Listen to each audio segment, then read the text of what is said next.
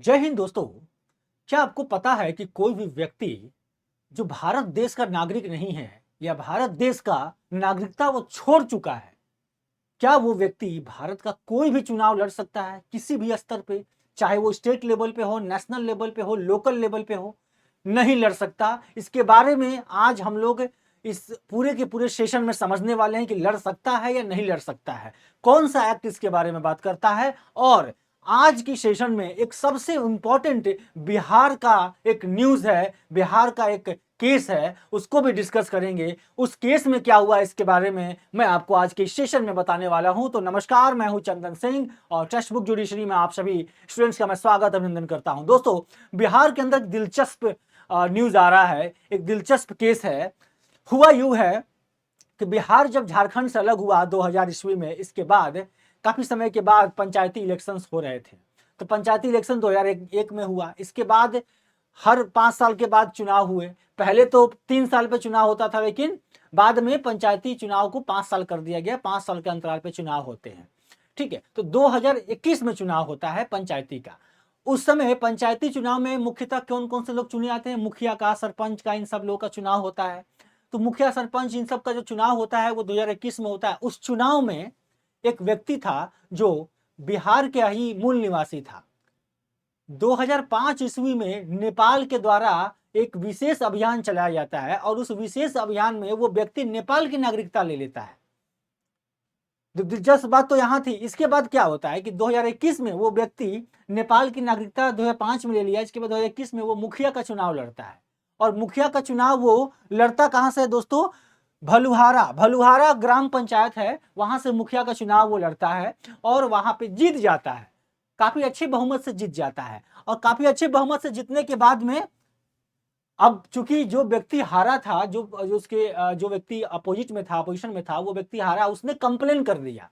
गांव के लोग थे, एक दूसरे को जानते थे, कौन कहाँ रहता है क्या नहीं है, किसकी इंटरनल इंफॉर्मेशन सबको पता होती है। अब कंप्लेन करने के बाद होता क्या है, जब कंप्लेन किया जाता है बिहार के पास, बिहार की जो इलेक्शन कमीशन है वहां पे कंप्लेन किया जाता है। उस कंप्लेन में जब कंप्लेन फाइल की जाती है तो उसके अंदर क्या होता है कि ये कंप्लेन में लिखा था कि ये बिहार का निवासी नहीं, भारत का निवासी नहीं है, ये नेपाल का मूल निवासी है। तो इस बात को इन्होंने भी एडमिट किया, क्योंकि कारण ये था कि उस समय तो इन्होंने रजिस्टर पे एंट्री करवा लिया था, नेपाल की नागरिकता ले लिया था। क्योंकि आमतौर पर अगर देखें तो बिहार से लोग नेपाल जाते रहते हैं और नेपाल से बिहार में तो इस तरह का ये बॉर्डर वाला इलाका, उस तरह से काफी शेयरिंग है, काफी लोग जो है एक दूसरे के गांव में आना जाना लगा रहता है। अब ये सवाल कोर्ट के सामने जाता है। तो जब कोर्ट के पास जाता है तो पहले तो जब कंप्लेन किया गया तो बार काउंसिल ने सीधा सीधा मान लिया कि ये पंचायत राज अधिनियम के अंतर्गत, वहां उसकी धारा 136 के अंतर्गत ये गैर कानूनी है। यानी कि कोई व्यक्ति अगर दूसरे देश का नागरिकता ले चुका है तो वो चुनाव तो लड़ ही नहीं सकता। ठीक है, तो इसमें क्या किया, स्टेट बार काउंसिल, जो बिहार की स्टेट बार काउंसिल है, उसने क्या किया, डिक्लेयर कर दिया, इसके पोस्ट को वॉइड डिक्लेयर कर दिया, वॉइड डिक्लेयर कर दिया और दोबारा से इलेक्शन कराने की बात कर दिया इस पोस्ट को। यानी कि उस मुखिया के चुनाव को रद्द कर दिया और वहां पे दोबारा चुनाव करने की बात की। अब इस बात से क्या होता है कि वो व्यक्ति जिसने चुनाव जीता था वो हाईकोर्ट चला जाता है, पटना हाईकोर्ट में जाता है। और पटना हाईकोर्ट जाने के बाद वहां पे वन जज की बेंच इस मामले की सुनवाई करती है। और फिर क्या होता है दोस्तों, फिर वहां पे वो जो जज, वन जज की बेंच थी, वो भी इसको याचिका को निरस्त कर देती है। वहां की जो न्यायालय के अंदर जो प्रोसीजर होता है उसके अंदर भी सिंपल सा यही बोला जाता है कि जो प्रोसीजर है, जो रूल है, उसके अकॉर्डिंग ही होना चाहिए था। अगर व्यक्ति भारत का नागरिक ही नहीं है तो वो चुनाव कैसे लड़ा? यानी कि भारत का वोटर ही नहीं है, किसी कॉन्स्टिट्यूंसी का मेंबर ही नहीं है। ठीक है, तो ये इसके साथ क्या हुआ कि उसके नामांकन को यहाँ पर भी जो है सही नहीं माना गया, उसको रद्द कर दिया गया। फिर दोबारा से अपील करता है यह व्यक्ति, और अपील करने के बाद में क्या होता है कि इस अपील में अब की जो नई वाली तीसरी अपील जो होती है उसकी, उसमें उस न्यायाधीश के द्वारा या पटना हाईकोर्ट के द्वारा जो जजमेंट दिया गया उसको निरस्त किया जाता है। और इसके साथ साथ स्टेट इलेक्शन कमीशन के द्वारा जो ऑर्डर दिया गया था उसको निरस्त किया जाता है। और इसमें यह कहा जाता है कि नागरिकता मुद्दे को, चूंकि सिटीजनशिप सेंटर के अंदर आती है, तो सेंटर, चूंकि आपको पता होगा आर्टिकल आर्टिकल 5 से लेकर 11 तक जो कि पार्ट 2 है हमारे कॉन्स्टिट्यूशन का, ये बात करता है सिटीजनशिप को लेकर। इसके अंदर, इस आर्टिकल के अंदर सिटीजनशिप की बात की जाती है। तो ये सिटीजनशिप यूनियन लिस्ट के अंदर आता है। यूनियन लिस्ट यानी कि पार्लियामेंट इसको डिसाइड करती है, पार्लियामेंट डिसाइड करती है। तो कोर्ट ने भी यही कहा कि सिटीजन के बारे में, यानी कि इसकी जो नागरिकता है, इस नागरिकता के मुद्दे को केंद्र सरकार को निर्देश दिया गया कि इसके ऊपर कंप्लीट अपना रिपोर्ट दे। ठीक है, तब तक के लिए फिलहाल वो व्यक्ति जो मुखिया है वो मुखिया पद पर बने रह सकते हैं। तो ये तो फिलहाल रहा आपका कोर्ट का लास्ट ऑर्डर रहा, लास्ट आप कह सकते हैं लास्ट इस पर पॉइंट चला। अब चूंकि ये लीगल टर्म से बहुत इंपॉर्टेंट हो जाता है, क्यों? क्योंकि एक तो आपके सिटीजनशिप की बात आती है, दूसरा सबसे बड़ा चीज था सिटीजनशिप के अलावा जो सवाल बहुत सारे होते, बहुत सारे लोगों के मन में होता है कि जो इलेक्शंस लड़े जाते हैं उसमें कौन कौन लोग पार्टिसिपेट कर सकता है। क्या कोई भी व्यक्ति पार्टिसिपेट कर सकता है? नहीं। सबसे पहला चीज, सबसे पहला कंडीशन, एक तो आपका भारत के आप सिटीजन होने चाहिए, दूसरा वोटर होने चाहिए, आप वोटर कॉन्स्टिट्यूएंसी के वोटर होने चाहिए। और अगर आपने एसटी एससी कोटा से, यानी कि रिजर्व कोटा से अगर आप चुनाव लड़ रहे हैं तो आप रिजर्व कोटा के उस कॉन्स्टिट्यूएंसी के अंदर में होने चाहिए।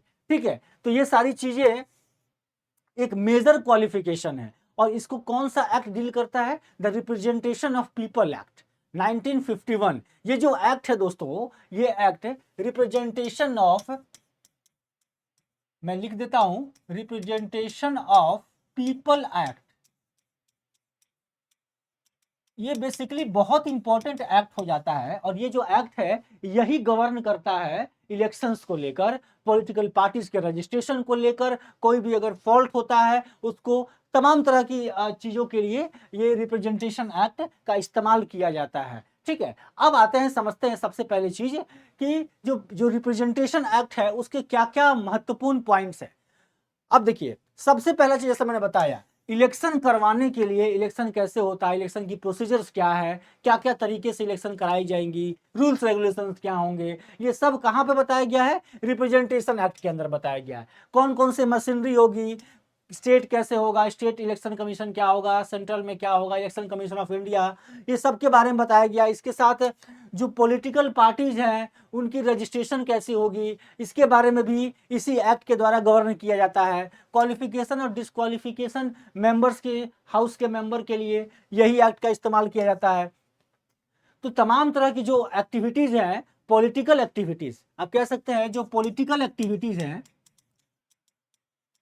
वो इसी रिप्रेजेंटेशन एक्ट से डील किया जाता है। रिप्रेजेंटेशन एक्ट के द्वारा ही ये चीज को गवर्न किया जाता है कि कौन व्यक्ति इलेक्शन लड़ेगा। और इसी के अंतर्गत आप अगर एजेज की बात करूं मैं, तो 21 साल, मिनिमम 21 साल का उम्र होना चाहिए अगर आप पंचायत इलेक्शन में लड़ रहे हैं, पंचायत इलेक्शन के लिए आप आ रहे हैं तो। ठीक है, ठीक है, पंचायत इलेक्शन। अब इसमें दो चीजें थी जो आपने केस के फैक्ट मैंने आपको जो बताए, उस केस के फैक्ट में आपने क्या देखा कि 2005 में वो व्यक्ति नेपाल का नागरिक बनता है।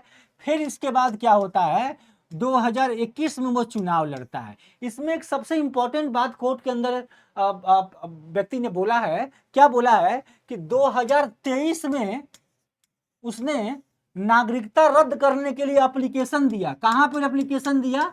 नेपाल के अंदर एप्लीकेशन दिया कि नागरिकता को रद्द किया जाए मेरा। चूंकि कोर्ट ने यह देखा, एप्लीकेशन तो 2021 में दिया, 23 में दिया है, लेकिन चुनाव की घोषणा, चुनाव के जो रिजल्ट की घोषणा थी वो तो 2021 में हुई है। तो इस आधार पर देखा जाए तो 2021 में तो वो भारत का नागरिक था ही नहीं, 2023 में उसने नेपाल के नागरिकता रद्द करने की बात की है। और 2005 में से पहले वो भारत का नागरिक था, 2005 की बात तो था ही नहीं। तो इस बेस पर अगर देखा जाए तो कई सारे पॉइंट्स निकल के आते हैं। क्लियर कट पॉइंट है कि जो आरपीए एक्ट, रिप्रेजेंटेशन एक्ट है, वो आपको क्लियर बोलता है कि भारत का व्यक्ति नागरिक होना चाहिए, वोटर होना चाहिए कॉन्स्टिट्यूएंसीज का। इसके साथ जो तीसरा फैक्टर आपका बनता है वो एज लिमिट का है, एसटी एससी एक्ट का है। आप देखेंगे तमाम तरह की चीजें इसके अंदर बताई गई है जो क्लियर है आपका। ठीक है, अब आते हैं, पहला पॉइंट तो था कि रिप्रेजेंटेशन एक्ट क्या कहता है, ये आपने समझ लिया। अब आते हैं सिटीजनशिप एक्ट के ऊपर। सिटीजनशिप का जो रूल है वो क्या कहता है, जैसा कि मैंने आपको बताया कि पार्ट टू के अंदर आर्टिकल 5 से 11 बात करता है सिटीजनशिप को लेकर, और ये सिटीजनशिप यूनियन डील करती है, पार्लियामेंट डील करती है, पार्लियामेंट डिसाइड करती है कि आपका सिटीजनशिप का जो संबंधित जो लॉ है उसको गवर्न करती है। ठीक है, अब ये 26 जनवरी 1950 को आप गणतंत्र दिवस मनाते हैं हम लोग, उस समय कॉन्स्टिट्यूशन को अडॉप्ट किया गया। उसके पहले 26 नवंबर 1949 से ही ये जो सिटीजनशिप के प्रोविजंस है 26 नवंबर से ही लागू हो चुके हैं, 26 नवंबर 1950 से ही लागू हैं, और इसके अंदर कई सारे प्रोविजंस दिए गए हैं, जिसमें सबसे इंपॉर्टेंट पॉइंट हो जाता है आर्टिकल 9। आर्टिकल 9 कहता क्या है दोस्तों कि अगर कोई व्यक्ति भारत की अगर नागरिकता उसने अगर त्याग दिया है, भारत अगर किसी दूसरे देश की नागरिकता अगर वो ले लिया है तो भारत की नागरिकता उसकी ऑटोमेटिक खत्म हो जाएगी। यानी कि भारत के अंदर, इंडिया के अंदर ड्यूल सिटीजनशिप अलाउड है या नहीं है दोस्तों? नहीं है अलाउड, ड्यूल सिटीजनशिप अलाउड नहीं है। जैसे कि यूएस के अंदर, स्विट्जरलैंड के अंदर है, वहां पे दोहरी आपकी नागरिकता है, लेकिन भारत के अंदर केवल एक ही नागरिकता है। कैसे आप देखेंगे, यूएस के अंदर बेसिकली क्या होता है कि वहां पे आप एक तो स्टेट के आप सिटीजन होते हैं और साथ में आप कंट्री के भी सिटीजन होते हैं। ठीक है, कंट्री के भी सिटीजन होते हैं, लेकिन इंडिया के अंदर बेसिकली अलग है। इंडिया के अंदर चाहे आप बिहार से हो, चाहे आप महाराष्ट्र से हो, चाहे आप यूपी से हो, किसी भी जिला से हो, आप नागरिक होंगे भारतीय, आप केवल इंडियन ही कहलाएंगे, आप केवल इंडियन कहलाएंगे। हो सकता है आपका डोमिसाइल अलग अलग स्टेट का हो, डोमिसाइल स्टेट सर्टिफिकेट होता है, बट आपकी नागरिकता इंडियन है, सिंगल सिटीजनशिप इंडिया के अंदर होता है। तो इस आधार पर इस व्यक्ति ने दूसरे देश का सिटीजनशिप ले लिया, और रिप्रेजेंटेशन एक्ट का नियम कहता है कि भारत का नागरिक होना चाहिए, तो भारत का नागरिक भी नहीं है सिटीजनशिप एक्ट के अनुसार, और साथ में वो व्यक्ति दूसरे देश का नागरिक है और भारत का नागरिक उस समय ना होने की वजह से चुनाव लड़ने के लिए एलिजिबल ही नहीं है। तो इस बेसिस पर इस केस को आपने समझा आज के लिए। ठीक है, अब इसमें कुछ पॉइंट्स और थे, जैसे कि आप इलेक्शन कमीशन की बात करो तो इलेक्शन कमीशन कौन से पार्ट में है? पार्ट 15 के अंदर। पार्ट 15 के अंदर आप इलेक्शन कमीशन को पढ़ते हैं। पार्ट 15 आप देखेंगे, पार्ट 15 में इलेक्शन कमीशन के बारे में बताया गया है। ठीक है, और इसके बाद जो पंचायत इलेक्शन की बात करता है वो आर्टिकल 243 के अंदर है। 243 के अंदर 243 के अंदर इलेक्शन, पंचायत इलेक्शन के बारे में बताया गया। अब पंचायत इलेक्शन से संबंधित नियम स्टेट गवर्नमेंट बनाती है, स्टेट गवर्नमेंट इसको गवर्न करती है। स्टेट इलेक्शन कमीशन, जो स्टेट इलेक्शन कमीशन है वो पंचायत के इलेक्शंस को करवाती है। पंचायत के इलेक्शंस में जैसे आपको बताया मैंने, मुखिया का चुनाव हो गया, ठीक है, मुखिया का चुनाव हो गया, वार्ड का चुनाव हो गया, इसके साथ सरपंच का चुनाव हो गया। ये तमाम तरह के जितने चुनाव होते हैं ये सारे चुनाव कौन करवाता है? स्टेट इलेक्शन कमीशन घोषित करती है, उसकी डेटेज घोषित करती है। ठीक है, तो ये पूरा का पूरा प्रोविजंस है जो कि 243 के अंदर बताया गया है। तो होप सो कि आपको ये सारी चीजें समझ में आ गई होंगी। इलेक्शन का प्रोविजंस काफी इंपॉर्टेंट हो जाता है एग्जाम पॉइंट ऑफ व्यू से, क्योंकि आपको ये चीज ध्यान देना है ये कि कौन कौन से इलेक्शंस किस किस तरीके से होते हैं, स्टेट में, सेंटर में और लोकल लेवल पे, क्योंकि भारत के अंदर 3 टियर गवर्नमेंट है।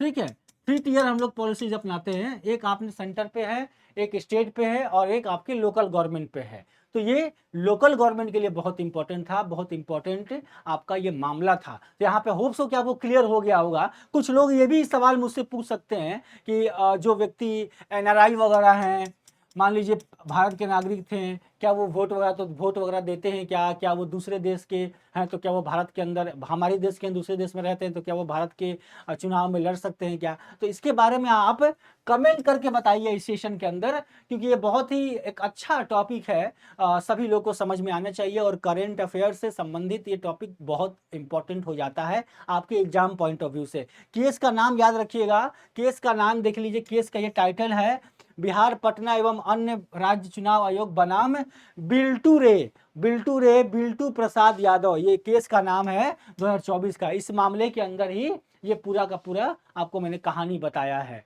तो होप सो कि आपको यहाँ पे समझ में आ गया होगा, पूरी सेशन समझ में आई होगी। इस सेशन के अंदर मैं क्या क्या आपको बताने का कोशिश किया हूँ।